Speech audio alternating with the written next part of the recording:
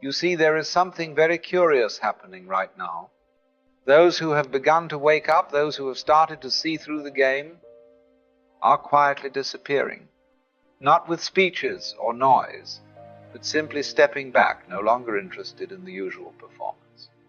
If you felt this yourself, if ordinary conversations, social events, and small performances have started to feel unbearable, what I'm about to say may ease you. This isn't a disorder. It isn't antisocial behavior. It's what naturally happens when a person wakes up. By waking up, I don't mean reading a few books on philosophy or having a nice idea about oneness.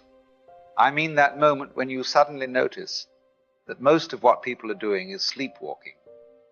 They move around as if on automatic, playing roles they didn't choose, repeating lines they didn't write. And when you're asleep yourself, this doesn't seem strange at all. You blend in, you talk about nothing and think it matters. You care about other people's opinions and believe they're important. You chase things with no real substance and call it success. But when the veil drops, everything shifts. It's like walking out of a dark cinema into daylight. You can try to go back and enjoy the film, but you can't anymore because you know it's just a projection. You've seen the screen for what it is. That's what's happening to people who are waking up now. They find they can't keep participating in the collective dream, not because they think they're better than anyone else, but because their system simply can't accept what it once believed. Society runs on an agreement, a shared decision to pretend the characters we play are who we are, to pretend that the opinions we've absorbed are personal truths, to pretend that all this rushing and seriousness is actually leading somewhere important. The whole play only works if everyone stays in character. But when someone wakes up, they stop playing. They forget the script. They look directly at the stage itself. And this makes others uncomfortable, because the awakened can see beneath the surface. They see the fear behind the confidence, the emptiness behind the busyness, the fact that most arguments aren't about what people think they're about at all. And so they step away, not out of rejection, but because they can no longer pretend the game is real. When someone shouts their outrage into the public square, the awakened person doesn't see an enemy. They see unconscious material looking for somewhere to land. When society splits itself into us and them, the awakened person understands that both sides are simply projections colliding with each other. And once you've seen that, you can't unsee it. You can't go back to pretending it's serious business. You can't take sides with the same heat and certainty as before, because you know it's all just a way of avoiding the mirror. So what does one do in that position? You withdraw. Not because you've stopped caring, not because you hate people, but because staying in the game demands that you deny what you've come to understand. Every conversation asks you to act as if you haven't seen what you've seen. Every social situation expects you to wear an older version of yourself, a mask that no longer fits. And after enough time, something in you refuses. It simply says, stop. Stop pretending. Stop shrinking yourself just to keep up the act. Go where you can actually breathe.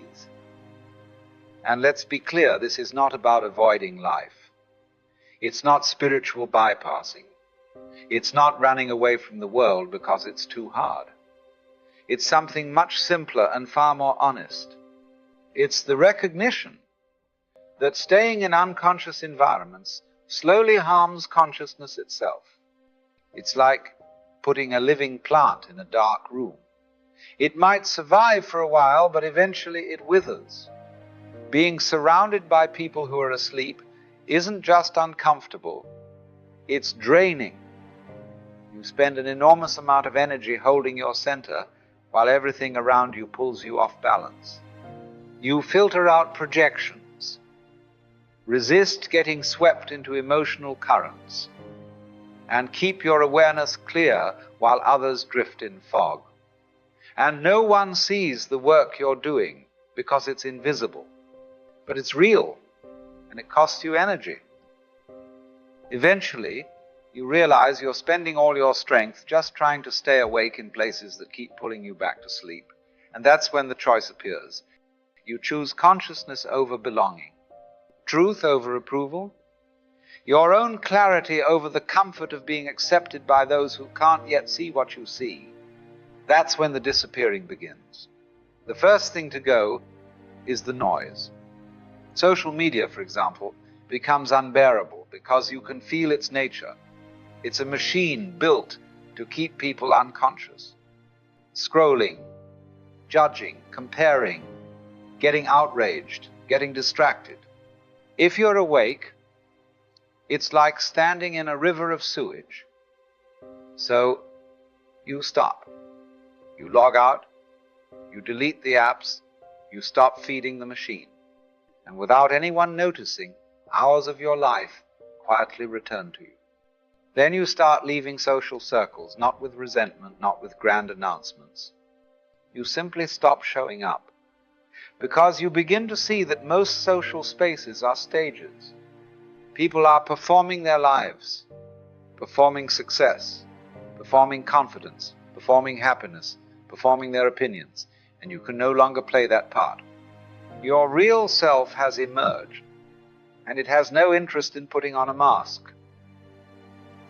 Then you leave certain relationships, not because you suddenly stop caring about people, but because many of those bonds were built on a version of you that no longer exists.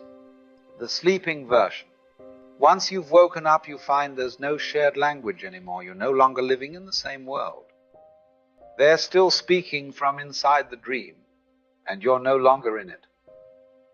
Then comes the career. That's often the hardest part, because society has tied identity to work so tightly that leaving a job can feel like leaving yourself. But when you awaken, something changes. You can't play along with a system you can see through.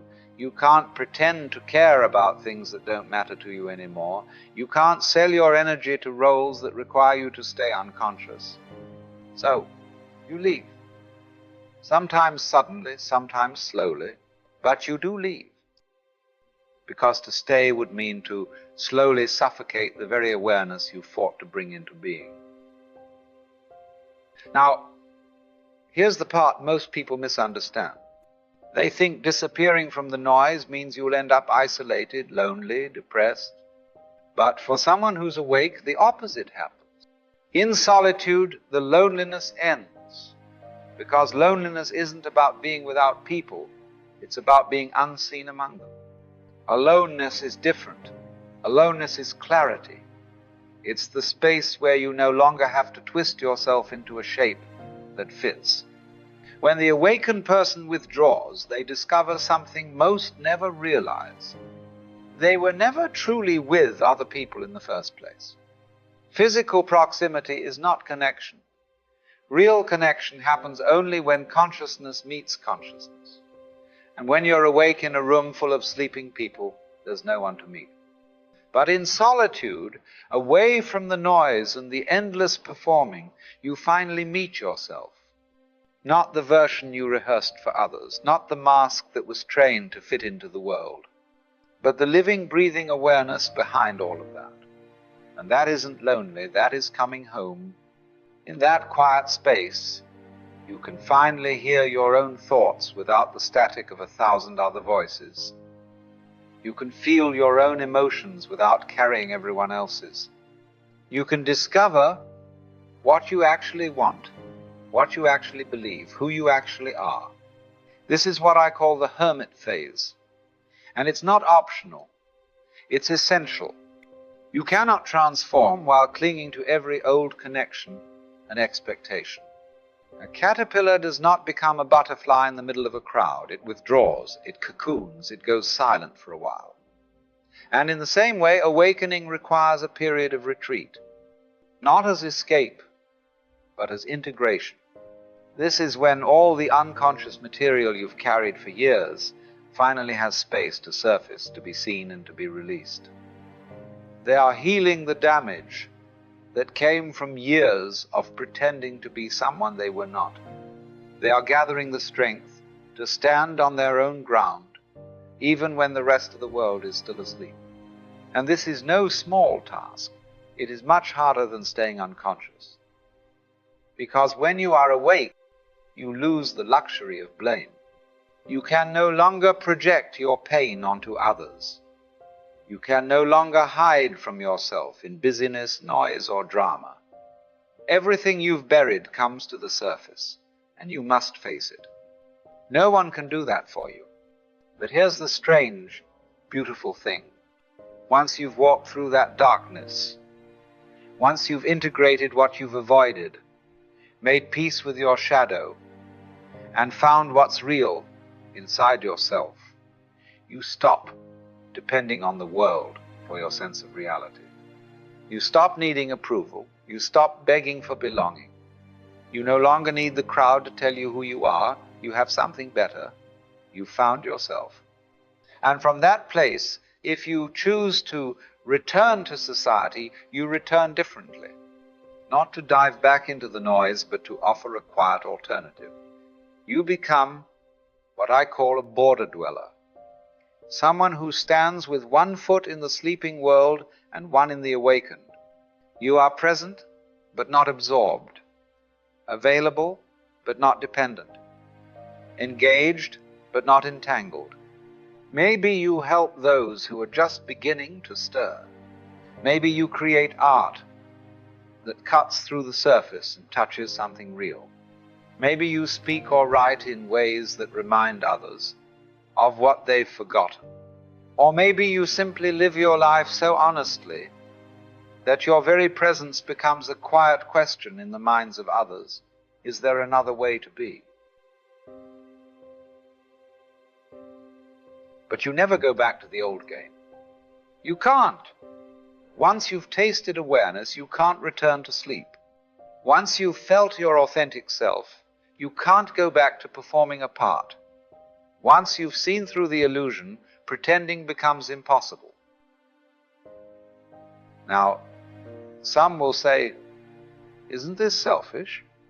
Shouldn't we stay and try to wake everyone else up? Shouldn't we fight to fix the system from the inside? But here's the plain truth. You can't give what you don't have. If you haven't awakened fully yourself, if you haven't done the hard work of integrating your own shadow, then you're just another unconscious person trying to wake up other unconscious people. And that only spreads more confusion, no matter how noble your intentions. The most honest thing you can do for the world is to wake up yourself. Do the deep, uncomfortable work. Become genuinely conscious. And only then, from that steady ground, can you offer something real to those who are ready. And understand this. Most people aren't ready. Most don't want to wake up. They want the familiar dream, the roles, the comfort of the play. And that's their right. Your role is not to drag anyone out of their sleep. Your role is to wake up and to quietly make yourself available to those who are beginning to stir. That's why the awakened disappear, not out of bitterness or disdain, but because they need space to breathe, to live without having to constantly shrink themselves to make others comfortable. They find each other in quiet corners, in small circles away from the stage. They build small pockets of sanity in a world still lost in its performance. And this isn't abandonment, it's responsibility. The world doesn't need more people reinforcing the dream. It needs people who've walked through it, woken up, and found something real. It needs living examples of authenticity. So if you feel the pull to disappear, if the noise, the games, and the performances no longer hold your attention, if you can no longer find yourself in the crowd, then listen to that pull. That is not weakness. That is your soul asking for space to grow. Do not resist it. Do not feel guilty. Do not force yourself to stay where you no longer belong. Withdraw. Rest. Be alone without apology. This is not permanent. You will return, but when you do, you won't be the same. You will return whole, clear, real. Someone who can offer consciousness instead of more performance. Use that solitude wisely. Do the work, face your own darkness, find what's real inside you, because what the world actually needs is not more noise, not more preaching, not more performance, but people who have actually awakened. The spiritually awake are disappearing because they must, because consciousness cannot deepen in places built to keep people asleep, because authenticity cannot survive in constant performance, because truth can't be found in collective lies. So if you are one of them, let yourself go. Withdraw without shame. Disappear without apology. Stand alone without feeling alone. Trust that this is an old pattern, older than any religion or philosophy. The way every human being who has ever awakened has walked. The caterpillar must dissolve before it can fly. The seed must break before it becomes the tree. And the awakened person must step away from the crowd before they can offer something real to it. This is not the end. It's the beginning. The beginning of consciousness that isn't borrowed from anyone else. The beginning of life lived from the center rather than from the script. And though the world may not understand it yet, it will, when it begins to stir. And when it does, people like you will already be there. Not as saviors, not as saints, but as quiet beacons. Pioneers. Carriers of something real. And that is enough.